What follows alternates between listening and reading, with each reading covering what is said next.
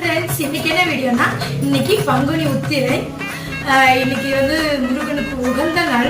நான் இதுக்கு முன்னாடி எப்பயுமே விரதம் இருந்ததில்லை, இந்த வருஷம் விரதம் இருக்கேன்.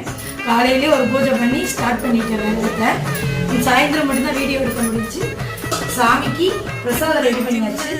பொங்கலும் பஞ்சாமிரதம் வீட்லேயே ரெடி பண்ணி பஞ்சாமிரதமும் ரெடி பண்ணியிருக்கேன்.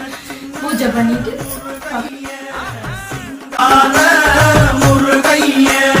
கொஞ்சி கொஞ்சி தமிழ் பேசும் செந்தில் பட்டி வேலனவ.